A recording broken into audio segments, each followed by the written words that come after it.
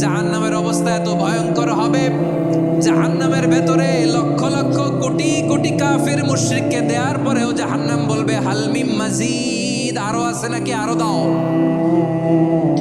কোটি কোটি কাফেরের দল, মুশরিকের দল, সীমা লঙ্ঘনকারী দল, তাদেরকে যখন জাহান্নামে ফেলা হবে, বড় বড় পাথরখণ্ড জাহান্নামে ফেলা হবে, তারপরও জাহান্নাম বলবে হাল মিন মাজিদ, আরো আছে নাকি, দাও, আরো দাও, আরো দাও।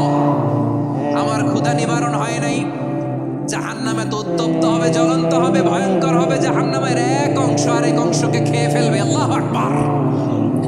ফেরেশতারাও টালমাটাল হয়ে যাবে। জাহান্নামের রক্ষী ফেরেশতারা কি করবে তারা নিজেরাও বুঝতে পারবে না।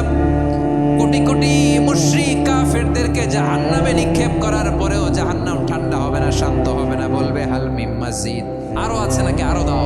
তখন আল্লাহ তাআলার কুদরতি পা জাহান্নামের ভেতরে ঢুকিয়ে দিবেন। সুবহানাল্লাহ পড়তে পারলেন না মজা করে?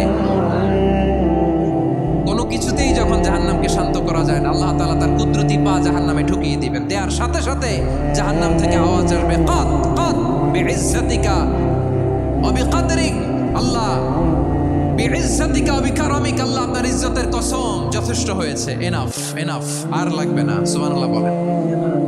ওই ভয়ঙ্কর জাহান্নামে আমরা যেতে চাই কেউ? আমরা সব সময় ওই জাহান্নাম থেকে আল্লাহর কাছে পানাহা চাই। আওয়াজ করে বলেন ঠিক কিনা? বিশ্বনবী সব সময় আল্লাহর কাছে আল্লাহর জান্নাত চাইতেন, আল্লাহর জাহান্নাম থেকে পানাহা চাইতেন। তিনি বলতেন আল্লাহুম্মা ইন্না নাসআলুকাল জান্নাতা ওয়া নাউযু বিকা মিনান নার। আল্লাহ তোমার কাছে জান্নাত চাই, তোমার জাহান্নাম থেকে পানাহা চাই। বিশ্বনবী সাল্লাল্লাহু আলাইহি ইসলামের জীবনী, ওনার বায়োগ্রাফি নিয়ে কথা বলাটা দুষ্কর, কারণ এটার কোনো শেষ নাই, কুল নাই, কিনারা নাই, বিয়ন্ডলেস, বাউন্ডলেস, বটমলেস।